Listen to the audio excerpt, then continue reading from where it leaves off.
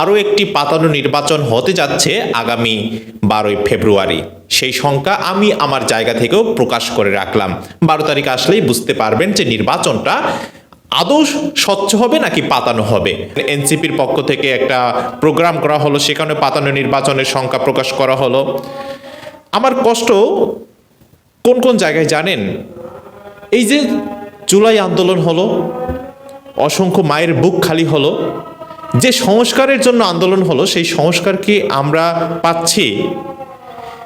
শেখ হাসিনাকে যে উদ্দেশ্যে তাড়ানো হলো তার সুফল কি পাচ্ছে জনগণ? এই যে 1-1.5 বছর হয়ে গেল, কতটুকু সুফল ভোগ করতে পেরেছে জনগণ?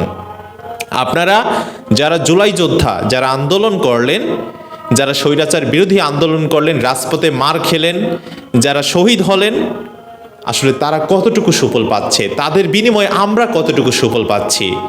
কেউ বন্ধ করতে পেরেছে চাঁদাবাজি, দুর্নীতি? ইভেন অভিযোগ তো আছে এনসিপির যারা আছে তাদের বিরুদ্ধেই অভিযোগ যে তারাও দুর্নীতি করেছে, যারা ওই জায়গায় গিয়েছিল, উপদেষ্টা হয়েছিল।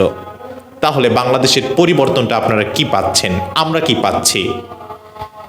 এত বেশি আমরা কথা বলি যে এটা আমাদের দ্বিতীয় স্বাধীনতা। আরে ভাই, দ্বিতীয় স্বাধীনতা তো এটা না। যারা বলে যে দেশ স্বাধীন হয়েছে আবার নতুন করে, এবং এটার বিরোধিতা যারা করে, এখন আমারও ইচ্ছা করতেছে বিরোধিতা করতে, যে আসলে আমরা দেশ স্বাধীন করেছি, এটাকে দ্বিতীয় স্বাধীনতা বলে? আসলে আমরা কিছু করতে পারি নাই, জাস্ট কিছু মায়ের বুক খালি হয়েছে।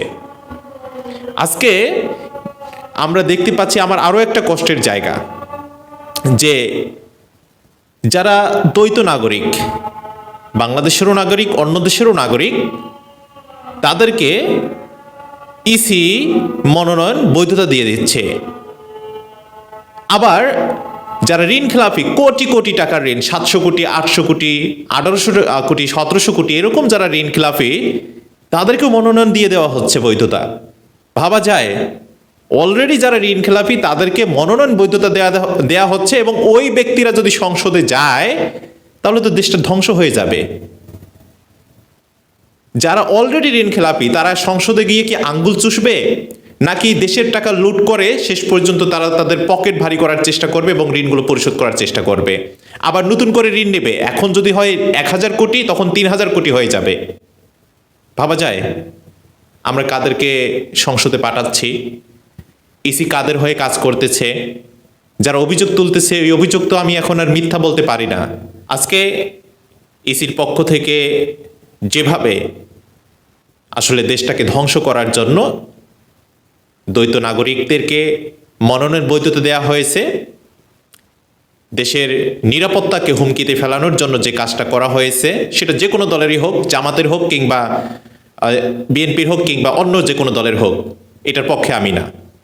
কোনো দ্বৈত নাগরিক তারা মনোনয়ন বৈধতা পাওয়ার যোগ্যতা রাখে না, কারণ এতে করে দেশের নিরাপত্তা হুমকিতে পড়বে।